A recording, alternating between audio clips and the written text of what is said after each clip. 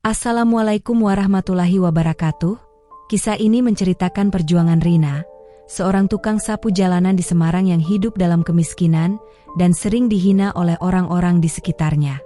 Suatu hari, ia menemukan inspirasi dari sebuah vas bunga unik di galeri seni yang terbuat dari bahan daur ulang. Hal ini memotivasinya untuk mengubah sampah yang biasa ia sapu menjadi kerajinan tangan bernilai. Meski awalnya diejek, Rina terus bertekad dan belajar membuat kerajinan dari bahan bekas. Karyanya menarik perhatian pemilik galeri seni Ibu Ratih, yang memberinya kesempatan untuk memamerkan karyanya. Perlahan Rina meraih kesuksesan, bahkan memberdayakan tetangga-tetangganya untuk bersama-sama mengembangkan usaha kerajinan daur ulang. Bertahun-tahun kemudian, Rina berubah menjadi pengusaha sukses dengan merek Kreasi Rina dan dijuluki Ratu Daur Ulang. Kisahnya menjadi inspirasi bagi banyak orang, membuktikan bahwa dengan tekad dan kreativitas, siapapun bisa mengubah nasibnya dan menjadi pahlawan bagi diri sendiri serta komunitasnya. Langit di atas Semarang masih menampakkan guratan kelabu, sisa malam yang belum sepenuhnya pergi. Dinginnya udara pukul 5 pagi menusuk hingga ke tulang, memaksa Rina mengeratkan jaket tipisnya. Usianya kini 27 tahun. Namun setiap pagi, ia merasa seperti terjebak dalam lingkaran waktu yang sama, tanpa kemajuan. Seragam oranye terang yang membalut tubuh ringkihnya adalah penanda.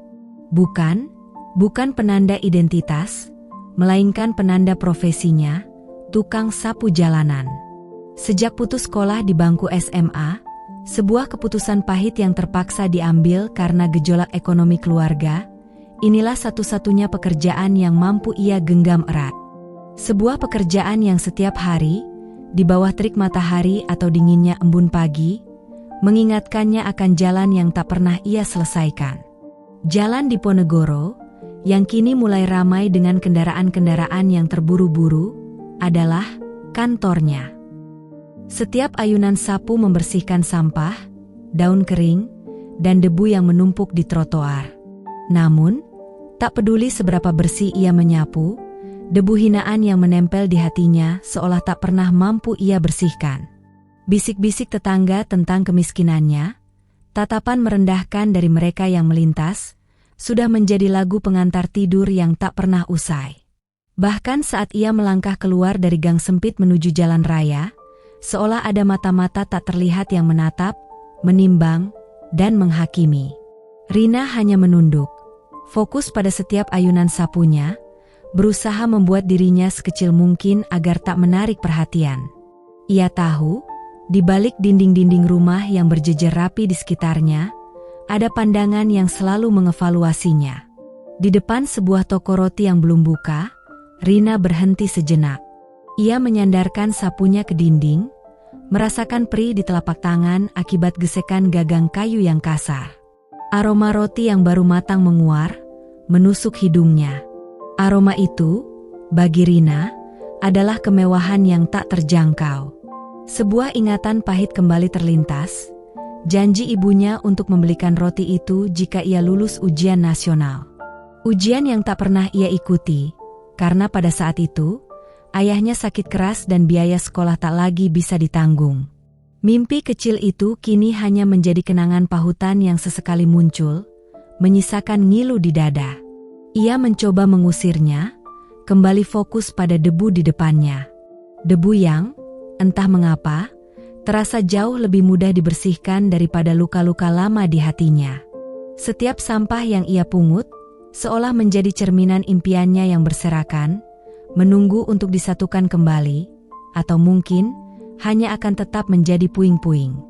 Rina melanjutkan pekerjaannya, langkahnya pelan dan ritmis. Matahari mulai meninggi, menerangi jalanan dan memperjelas bayangan panjangnya yang menari mengikuti gerak sapu. Seorang ibu dengan dandanan rapi melintas, menarik tangan anaknya menjauh saat melihat Rina. Bisikan-bisikan halus itu masih terdengar. "Lihat nak, itu tukang sapu. Makanya belajar yang rajin, biar tidak seperti dia." Rina tak mengangkat wajahnya. Ia sudah terbiasa. Sudah kebal, Atau mungkin sudah terlalu lelah untuk merasa. Ia hanya berharap suatu hari ia bisa membuktikan bahwa nasibnya tak akan selamanya terikat pada sapu ini. Bahwa di balik seragam oranye dan tangan yang kasar ini, ada sesuatu yang lebih, sesuatu yang menunggu untuk ditemukan. Pagi beranjak siang, Rina menyandarkan tubuhnya yang lelah di bawah pohon trembesi tua di pinggir jalan. Daun-daunnya yang rimbun memberikan keteduhan dari sengatan matahari yang mulai meninggi, namun tak mampu meredakan gejolak di dalam hatinya. Ia mengeluarkan bekal nasi yang dibungkus daun pisang, disantapnya perlahan, berusaha menghemat setiap suap. Di sekelilingnya, kota Semarang terus berdenyut. Kendaraan berlalu lalang, pejalan kaki sibuk dengan urusannya masing-masing, seolah tak peduli dengan keberadaannya, apalagi dengan beban di pundaknya. Di tengah riuhnya suasana, ingatan-ingatan lama kembali menyerbu. Sebuah kilas balik membawanya kembali ke masa SMA, ke ruang kelas yang penuh tawa dan impian. Rina adalah salah satu siswi paling rajin, selalu bercita-cita melanjutkan pendidikan ke jenjang yang lebih tinggi. Namun, semua itu hancur saat ayahnya jatuh sakit dan biaya sekolah menjadi beban yang tak tertanggulangi. Untuk apa sekolah tinggi kalau ujungnya tetap jadi tukang sapu? Suara melengking dan tawa mengejek seorang teman, Dina, masih terngiang jelas di telinganya. Hari itu, Dina dan gengnya mengolok-olok Rina yang terpaksa berhenti sekolah. Kata-kata itu menancap, menjadi luka yang tak kunjung sembuh.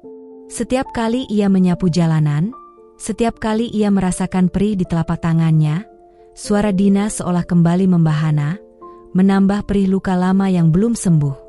Rina tahu, putus sekolah adalah keputusan yang menyakitkan. Ia tak punya pilihan lain. Beban keluarga ada di pundaknya. Ia harus membantu ibunya mencari nafkah.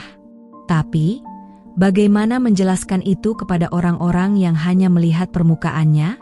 Bagaimana menjelaskan bahwa ada alasan di balik setiap keputusan pahit yang ia ambil? Sulit. Terlalu sulit.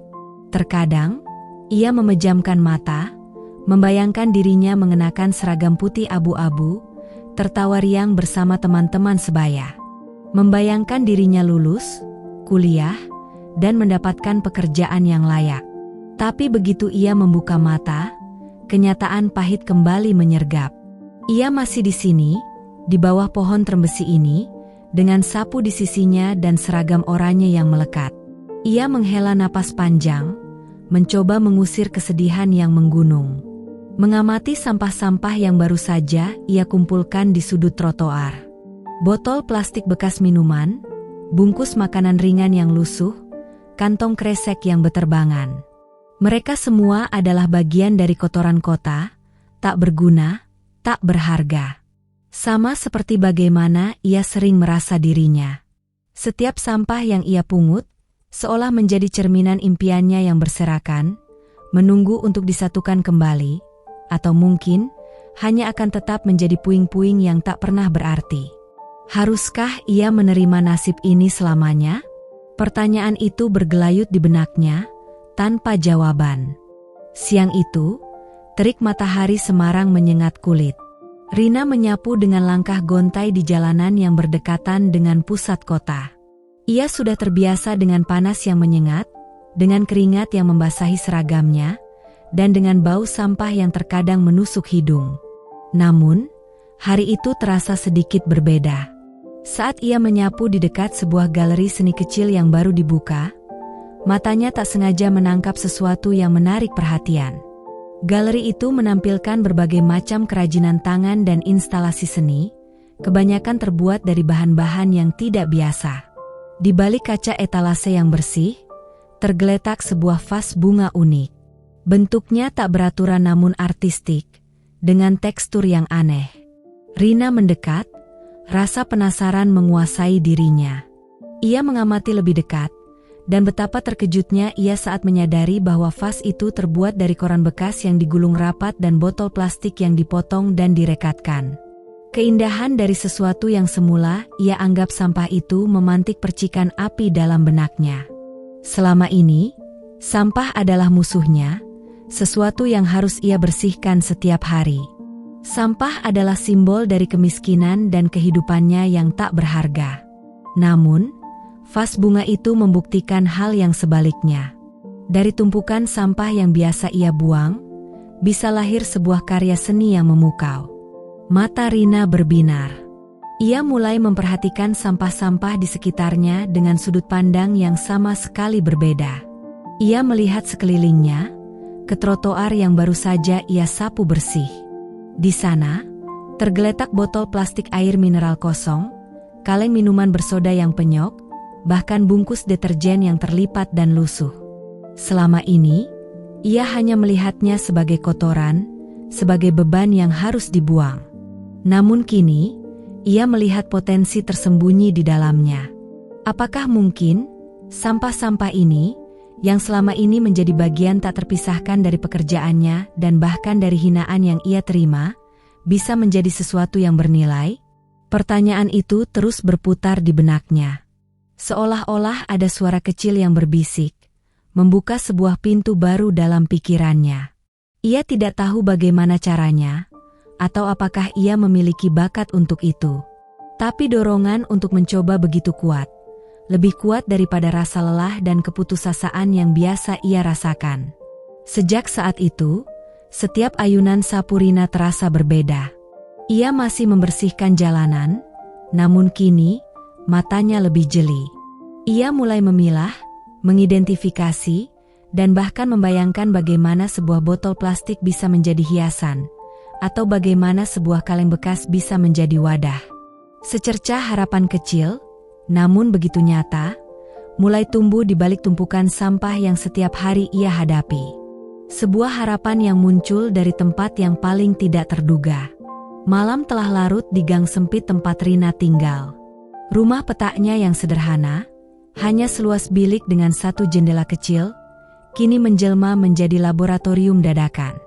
Bau sampah yang samar-samar masih tercium, namun kali ini, baunya bercampur dengan aroma lem dan cat yang baru. Pulang dari bekerja sebagai penyapu jalan, alih-alih langsung beristirahat, Rina justru langsung bergegas. Ia telah mengumpulkan harta karun barunya sepanjang hari. Botol plastik dari berbagai ukuran, kaleng minuman bersoda yang penyok, bungkus sabun dan deterjen yang berwarna-warni, serta potongan-potongan kardus bekas.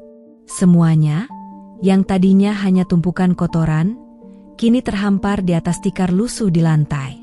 Dengan ponsel pinjaman dari tetangganya, sebuah ponsel pintar model lama yang layarnya retak namun masih berfungsi, Rina mencari tutorial daring. Jari jemarinya yang biasanya cekatan menyapu, kini dengan hati-hati mengetikkan kata kunci seperti kerajinan dari botol plastik atau daur ulang kaleng bekas. Video-video dari berbagai penjuru dunia bermunculan, memperlihatkan tangan-tangan terampil yang mengubah sampah menjadi sesuatu yang menakjubkan. Rina mengamati setiap gerakan dengan seksama. Ia tidak memiliki peralatan lengkap seperti yang ada di video.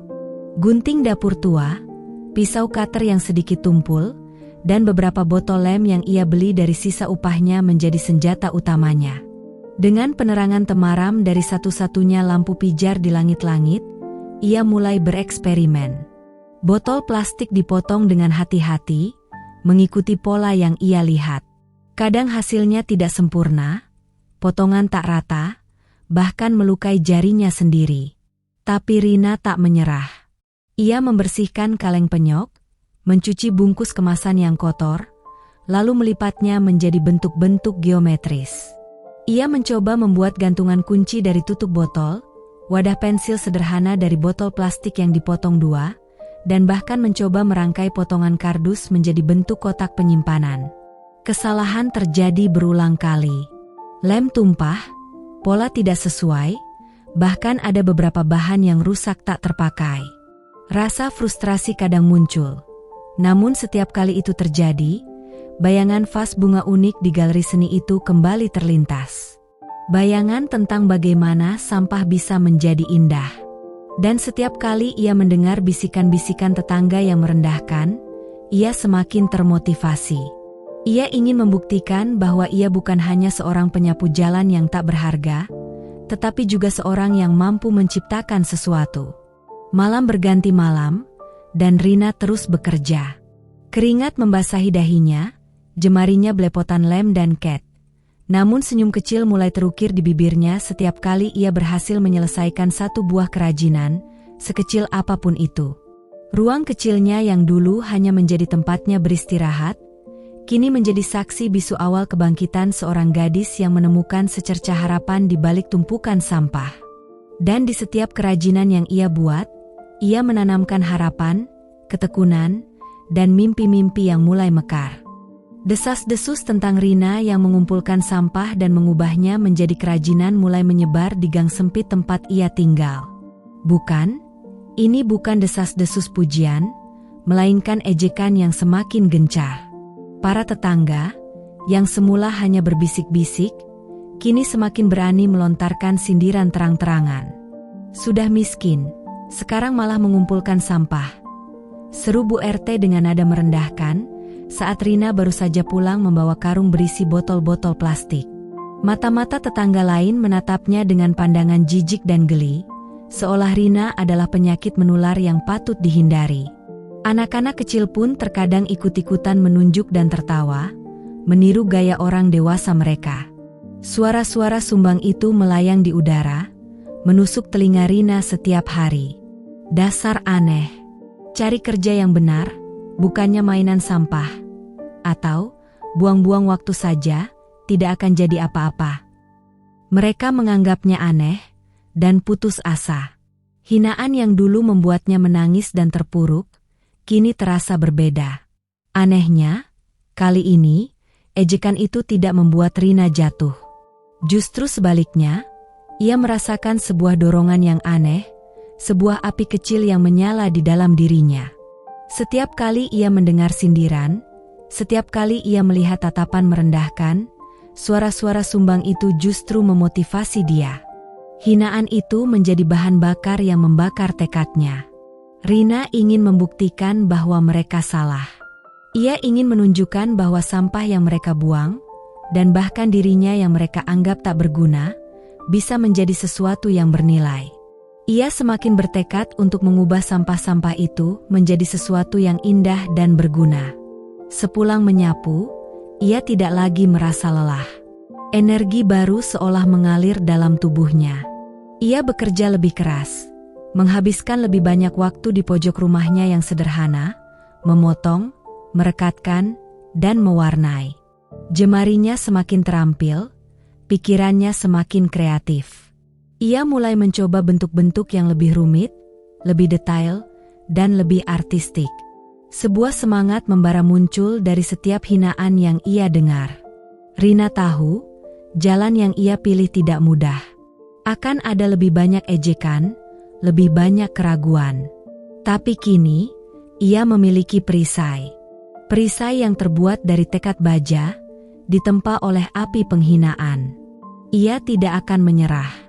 Ia akan terus bekerja, terus berkreasi, sampai suatu hari, mereka yang merendahkannya akan melihat dengan mata kepala sendiri bahwa dari tumpukan sampah dan bisikan hinaan, seseorang bisa bangkit, bukan hanya untuk dirinya sendiri, tetapi juga untuk membuktikan bahwa setiap orang, bahkan yang paling terpinggirkan sekalipun, memiliki potensi yang luar biasa.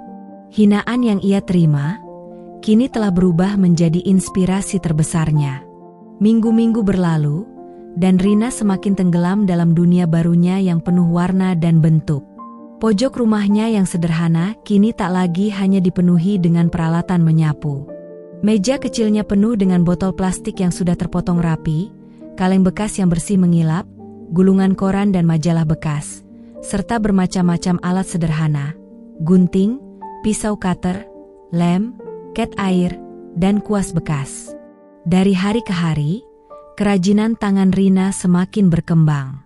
Ia tidak lagi sekadar membuat wadah pensil sederhana atau gantungan kunci. Inspirasi seolah mengalir tanpa henti.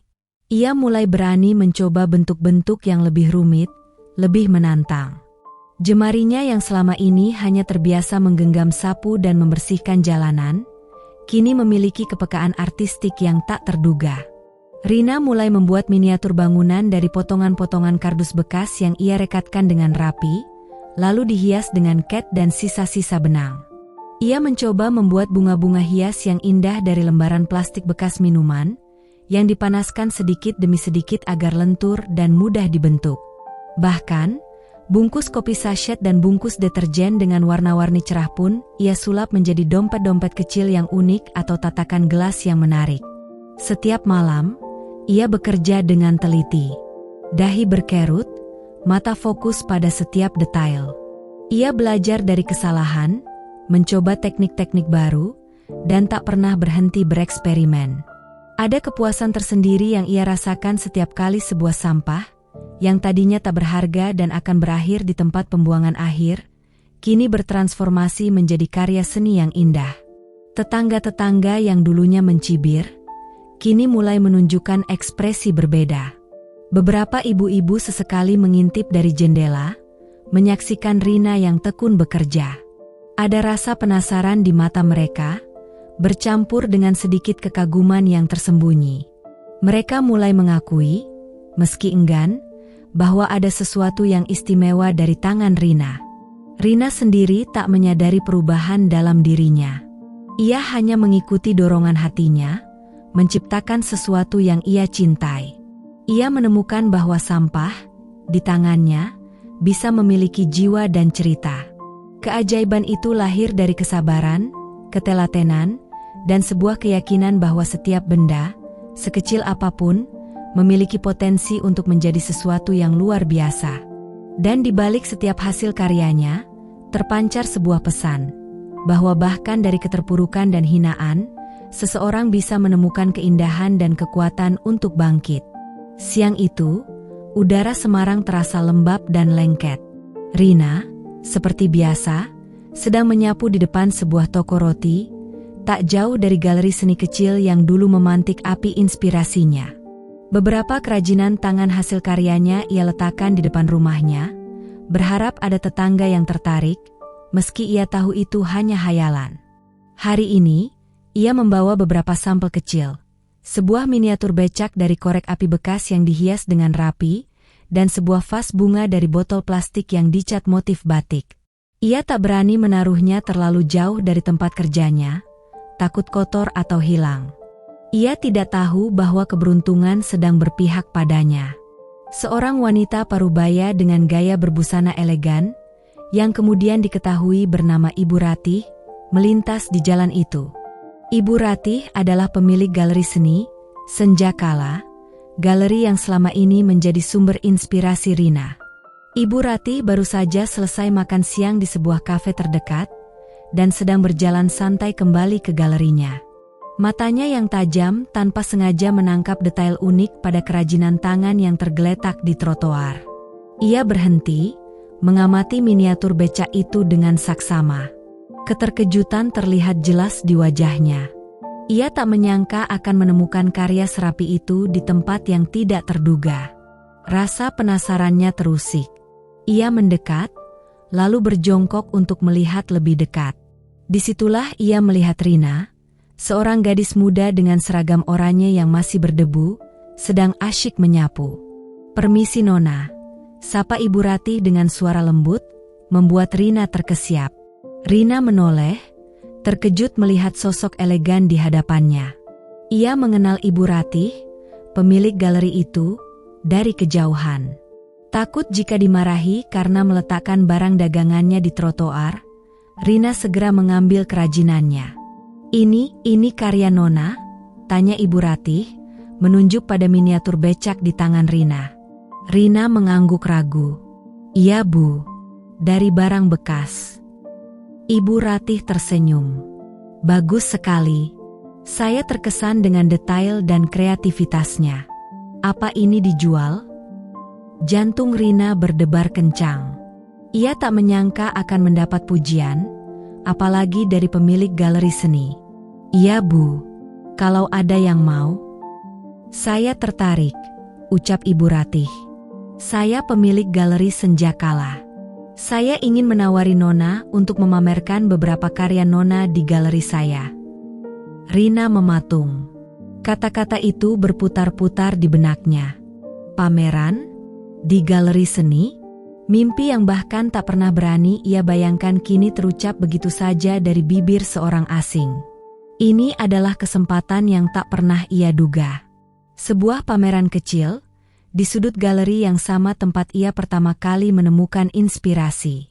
Sebuah pameran yang mengubah sampah dan hinaan menjadi sebuah peluang yang nyata. Rina masih tak bisa berkata-kata, hanya mengangguk pelan. Air mata haru mulai menggenang di pelupuk matanya. Seolah sebuah pintu telah terbuka, menunjukkan jalan menuju dunia yang sama sekali baru. Keesokan harinya, Rina melangkah masuk ke galeri senjakala dengan jantung berdebar kencang. Ini adalah kali pertama ia memasuki tempat itu. Cahaya lembut menerangi berbagai karya seni yang tertata rapi. Aroma khas galeri, campuran wangi kayu, cat, dan sedikit aroma kopi dari kafe kecil di dalamnya, menghangatkan suasana. Ibu Ratih menyambutnya dengan senyum ramah, membuat Rina sedikit rileks. Di salah satu sudut galeri, Ibu Ratih telah menyiapkan sebuah meja kecil yang dilapisi kain putih bersih. Dengan tangan gemetar, Rina mulai menata kerajinan tangannya. Ada beberapa miniatur rumah adat yang terbuat dari potongan stik es krim bekas, beberapa vas bunga unik dari botol plastik yang dicat warna-warni, serta dompet kecil dari bungkus kopi sachet yang direkatkan rapi. Semuanya, yang tadinya hanya tumpukan sampah, kini terpajang dengan anggun, seolah-olah mereka adalah harta karun yang berharga. Meskipun hanya pameran kecil, Ibu Ratih tak segan-segan memperkenalkan Rina kepada beberapa pengunjung yang datang. Ia menceritakan bagaimana Rina menemukan inspirasi dari sampah, dan bagaimana setiap kerajinan memiliki cerita di baliknya. Rina, yang biasanya pendiam dan cenderung menunduk, kini harus berhadapan langsung dengan tatapan penasaran para pengunjung. Ia berusaha menjawab pertanyaan-pertanyaan mereka dengan lugu, menjelaskan bahan-bahan yang ia gunakan dan proses pembuatannya. Beberapa pengunjung terlihat terkesan. Mereka mengagumi detail kerajinan Rina, terkejut saat mengetahui bahwa barang-barang itu terbuat dari bahan daur ulang. Ada yang sekadar mengamati, ada pula yang berfoto. Namun, Rina masih ragu, apakah ada yang benar-benar akan membeli. Lalu, seorang wanita parubaya lain, yang diketahui adalah seorang kolektor seni lokal, berhenti di depan meja Rina. Matanya tertuju pada miniatur rumah adat dari stik es krim bekas. Ia mengamatinya dengan seksama, menyentuh permukaannya dengan jari jemari yang lembut. Ini luar biasa, gumamnya pelan. Ada jiwa di dalamnya. Terbuat dari apa ini? Rina dengan suara pelan menjelaskan, dari stik es krim bekas Bu. Saya kumpulkan dari penjual es krim di jalan. Wanita itu tersenyum hangat. Saya beli yang ini. Jantung Rina berdebar kencang. Ia tak mampu menahan haru. Ini adalah pembeli pertamanya. Bukan sekadar uang yang ia terima, melainkan validasi atas kerja keras dan mimpinya. Uang itu terasa berbeda dari upah menyapu jalan, terasa lebih berat, lebih bermakna. Ini adalah bukti bahwa apa yang ia ciptakan memiliki nilai. Air mata mulai menggenang di pelupuk matanya, namun kali ini, air mata kebahagiaan. Sejak hari itu, kabar tentang kerajinan tangan Rina mulai menyebar dari mulut ke mulut. Pengunjung galeri yang tertarik mulai mencari tahu tentang gadis penyapu jalan yang membuat kerajinan dari sampah. Perlahan tapi pasti, pesanan mulai berdatangan. Rina tidak lagi hanya menyapu, ia kini menghabiskan sore dan malamnya untuk memenuhi pesanan. Sebuah babak baru dalam hidup Rina telah dimulai. Dari sudut galeri seni, harapan itu kini menjadi kenyataan yang menjanjikan. Pesanan terus berdatangan, mengalir deras seperti air bah setelah kemarau panjang. Rina, yang semula hanya seorang penyapu jalan, kini kewalahan memenuhi permintaan kerajinan tangan daur ulangnya. Rumah petaknya yang kecil semakin penuh dengan bahan baku, botol plastik, kaleng, kardus, dan koran bekas, serta tumpukan kerajinan yang siap dikirim. Jemarinya memang cekatan, Tapi satu pasang tangan saja tidak cukup. Ia menyadari ini adalah kesempatan emas.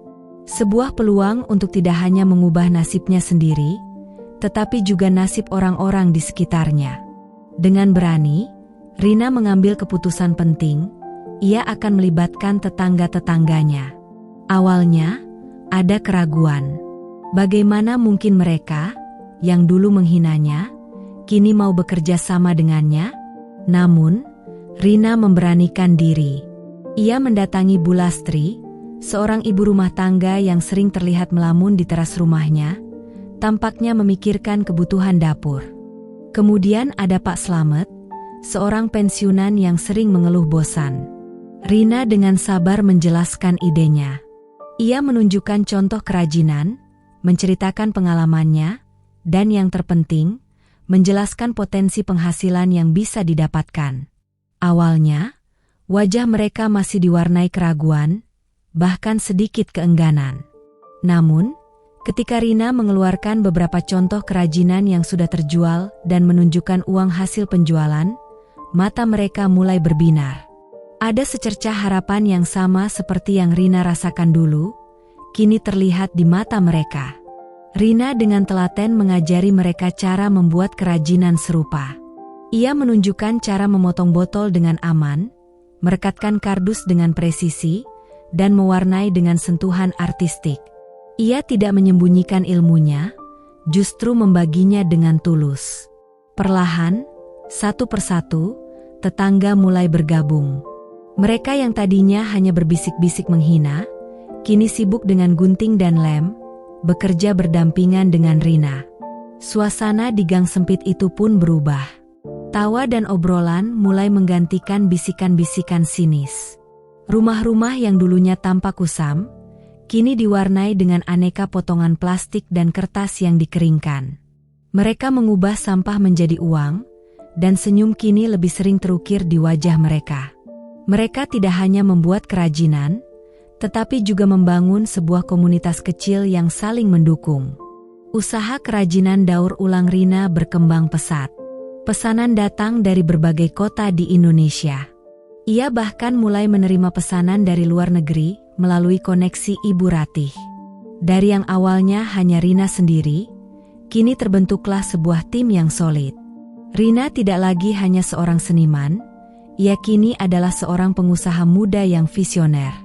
Ia mulai memimpikan hal-hal yang lebih besar, memperluas usahanya, menciptakan lebih banyak lapangan kerja, dan membuktikan kepada dunia bahwa kreativitas dan tekad bisa mengubah sampah menjadi harta, dan keterpurukan menjadi kesuksesan.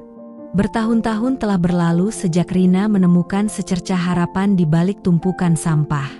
Kini, ia bukan lagi gadis 27 tahun yang putus sekolah dan bekerja sebagai tukang sapu jalanan yang dihina. Ia adalah pemilik usaha kerajinan daur ulang yang sukses, dengan nama besar Kreasi Rina, dikenal luas sebagai Ratu Daur Ulang dari Semarang.